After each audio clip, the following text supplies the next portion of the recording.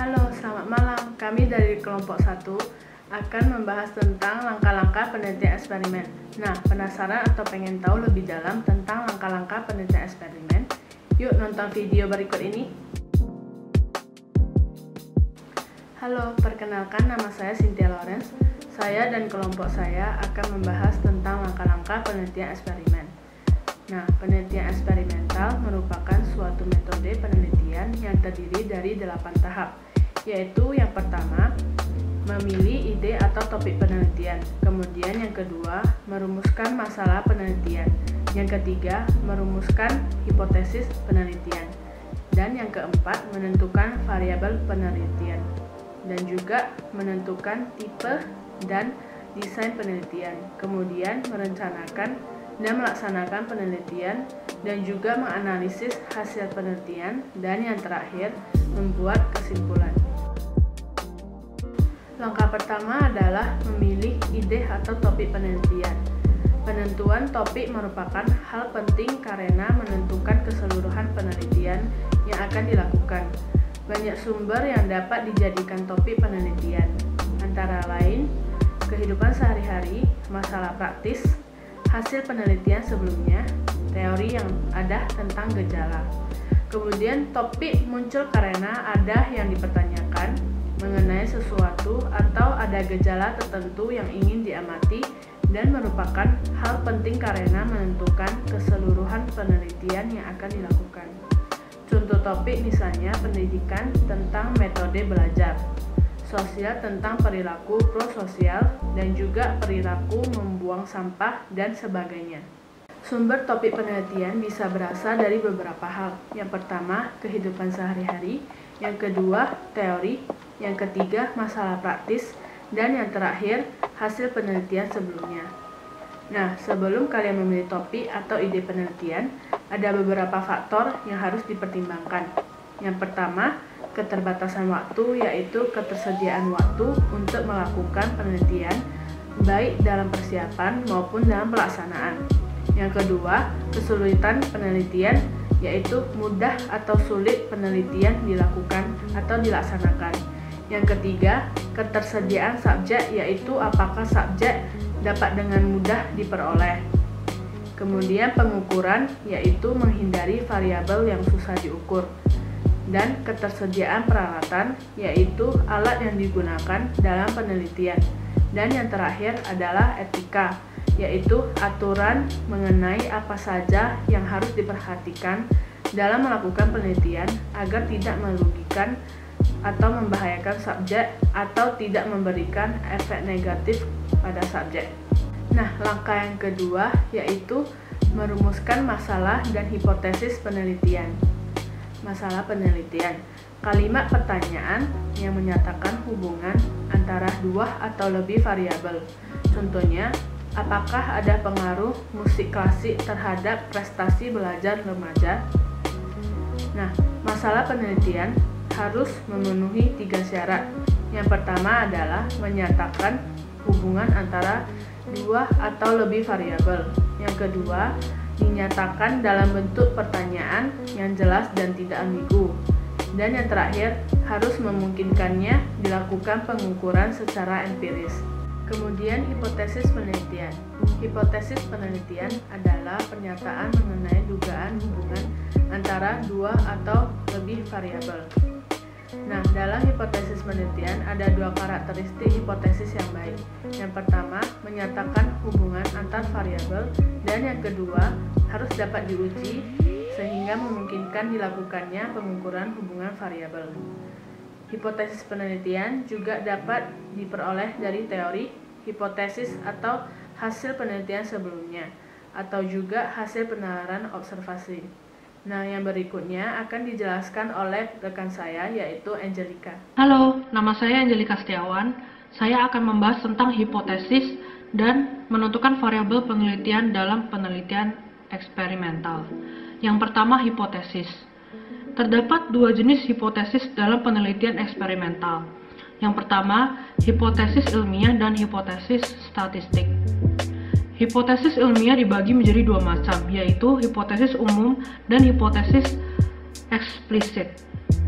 Hipotesis umum merupakan hipotesis yang secara umum menggambarkan hubungan variabel bebas dan variabel terikat. Hipotesis eksplisit merupakan hipotesis yang menggambarkan subjek, variabel bebas yang digunakan, prosedur, dan variabel terikat yang diharapkan. Yang kedua, hipotesis statistik adalah hipotesis yang dapat diuji secara statistik. Hipotesis statistik dibagi menjadi dua macam, yaitu hipotesis alternatif dan hipotesis nol.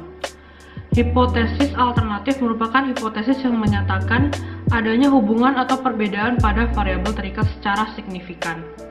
Yang kedua, hipotesis nol merupakan hipotesis yang menyatakan tidak adanya perbedaan variabel terikat yang signifikan.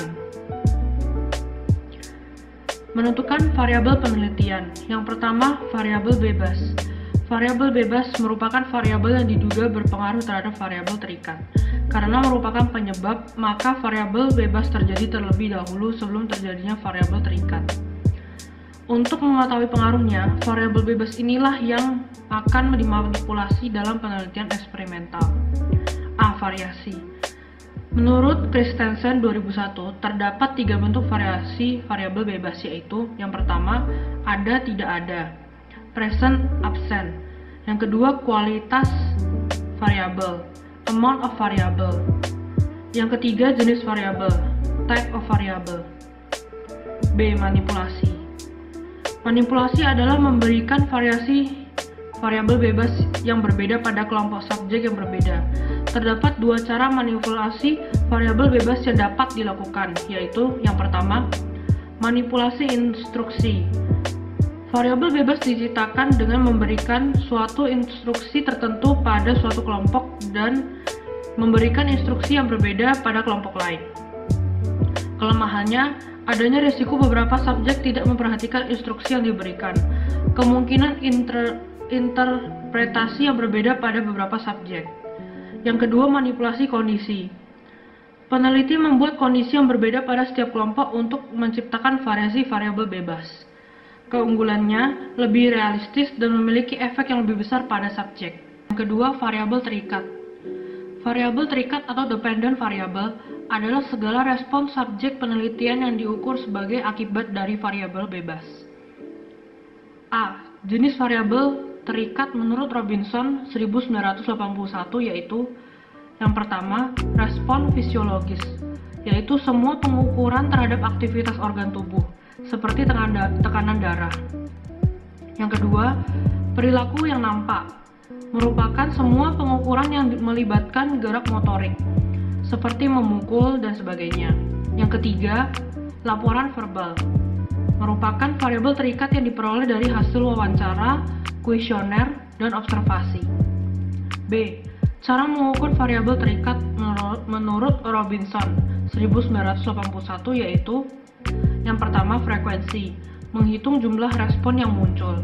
Yang kedua, latensi, mengukur waktu yang dibutuhkan subjek untuk merespon. Yang ketiga, amplitudo, mengukur kekuatan respon subjek. Yang keempat, menetapkan pilihan, mencatat pilihan subjek dari alternatif yang ada. Yang kelima, durasi respon, mirip dengan latensi karena menggunakan pengukuran waktu, namun durasi dilakukan dengan mengukur lamanya waktu subjek respon. Yang ketiga, variabel sekunder.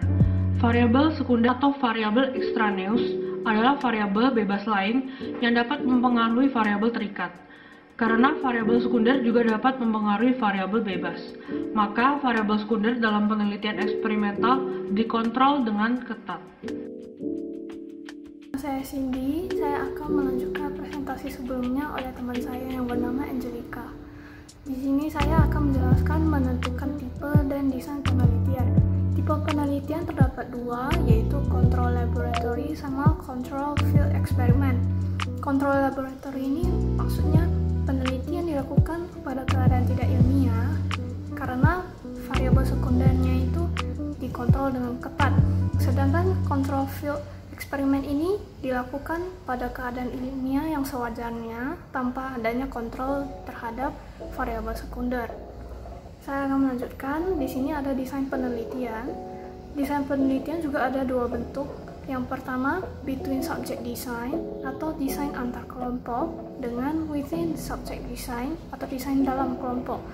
Maksudnya, kalau between subject design disebut juga sebagai pendekatan eksperimental atau dengan N besar ya. Pengaruh VB terhadap VT diketahui dari perbedaan skor VT antara kelompok-kelompok subjek yang diberi perlakuan berbeda. Sedangkan within subject design disebut juga sebagai pendekatan eksperimental yang kecil, hanya menggunakan sekelompok subjek dan setiap subjek diberikan beberapa perlakuan VB yang berbeda. Selanjutnya ada perencanaan dan pelaksanaan penelitian. Sebelum melakukan penelitian kita harus menyusun suatu rencana atau yang dinamakan perencanaan. Perencanaan ini ada beberapa tahap. Yang pertama itu subjek penelitian. Di sini dalam subjek penelitian itu kita mengambil yang namanya populasi, yaitu kelompok besar di mana hasil penelitian akan diterapkan. Setelah itu, kedua yaitu peralatan. Peralatan yang dikaitkan dengan alat ukur VT, alat manipulasi VB, dan peralatan pendukung lainnya. Yang ketiga, tahapnya prosedur. Prosedur meliputi semua kegiatan yang dilakukan mulai dari awal hingga akhir pelaksanaan penelitian. Misalnya cara membagi kelompok penelitian, teknik kontrol digunakan, bagaimana manipulasi VB dilakukan, bagaimana cara mengukur VT, dan seterusnya. Terakhir, yaitu teknik analisis data. Teknik analisis harus ditentukan sebelum penelitian dilakukan. Teknik analisis data berkaitan dengan cara pengukuran VT dan penggunaan rumus statistik yang sesuai dengan masalah dan hipotesis penelitian. Selanjutnya, setelah melakukan perencanaan, maka kita akan melakukan pelaksanaan. Pelaksanaan penelitian eksperimental hendaknya dilakukan sesuai dengan perencanaan yang ditetapkan sebelumnya agar validitas penelitian baik tetap tinggi. Jika pelaksanaan penelitian tidak dilakukan sesuai dengan perencanaan, perlu dijelaskan dalam laporan penelitian sesuai dengan perencanaan yang sudah ditetapkan. Analisis hasil penelitian. Analisis hasil penelitian dilakukan untuk menjawab masalah penelitian atau menguji hipotesis. Peneliti harus mengetahui dengan pasti jenis skala yang digunakan dalam pengukuran VT agar dapat menggunakan teknik statistik yang tepat. Selanjutnya, membuat kesimpulan. Penarikan kesimpulan dapat dilakukan ketika interpretasi terhadap hasil perhitungan statistik telah dilakukan. Diterima atau ditolaknya HO atau HA membantu peneliti untuk menyimpulkan apakah hipotesis yang diajukan oleh peneliti dapat diterima atau tidak. Sekian dari presentasi kami. Terima kasih telah